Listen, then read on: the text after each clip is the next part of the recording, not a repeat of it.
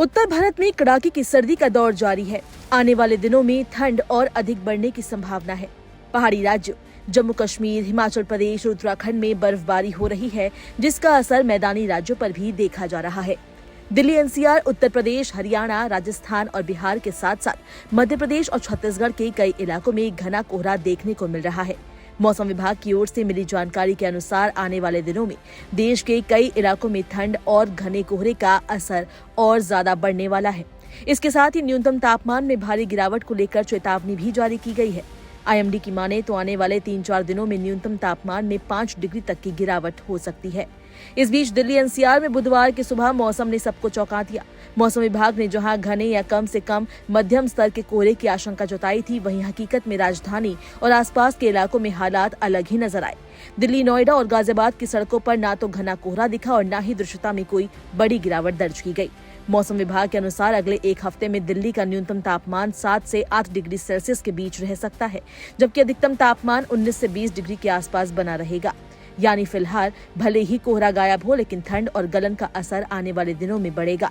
मौसम वैज्ञानिकों का कहना है कि बुधवार को हवा की रफ्तार और नमी का सही तालमेल नहीं बन पाया। आमतौर पर जब हवा लगभग थमी हुई हो और वातावरण में नमी ज्यादा हो, तब घना कोहरा बनता है। बुधवार को ये दोनों स्थितियां पूरी तरह नहीं बन सकी, इसलिए कोहरा अनुमान के मुताबिक नहीं दिखा। 25 दिसंबर यानी क्रिसमस के दिन दिल्ली एनसीआर में मौसम सामान्य रहने की संभावना है। हालांकि ये राहत ज्यादा समय तक नहीं रहेगी। 26 दिसंबर से एक बार फिर घने कोहरे का अलर्ट जारी किया गया है। इससे न सिर्फ दृश्यता प्रभावित होगी, बल्कि ठंड और गलन भी तेज हो सकती है। मौसम विभाग के मुताबिक उत्तर और पूर्वी उत्तर के कई हिस्सों में आने वाले दिनों में कोहरा और शीतलहर लोगों की मुश्किलें बढ़ा सकती है। पूर्वी उत्तर प्रदेश और पूर्वी मध्य प्रदेश में कोल्ड डे जैसी स्थिति बन सकती है। वहीं बिहार में 28 दिसंबर तक कड़ाके की ठंड पड़ने का अनुमान है। आगरा, बरेली, प्रयागराज, कानपुर, लखनऊ, वाराणसी, गोरखपुर, अयोध्या, गाजियाबाद के हिंडन एयरपोर्ट, अमृतसर, हिसार, अंबाला और हिमाचल प्रदेश के बिलासपुर में अगले 2 दिनों तक घना कोहरा परेशानी खड़ी कर सकता है। इन इलाकों में सुबह और देर रात यात्रा करने वालों को अतिरिक्त सतर्कता बरतने की सलाह दी गई है।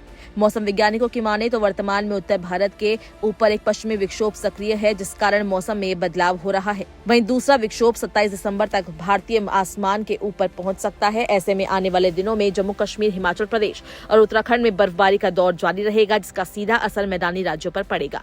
इन इलाकों में ठंडी हवाएं चलेंगी। जम्मू कश्मीर, लद्दाख, गिलगित बाल्टिस्तान और मुजफ्फराबाद में 27 से 29 दिसंबर के बीच बारिश और बर्फबारी की संभावना जताई गई है।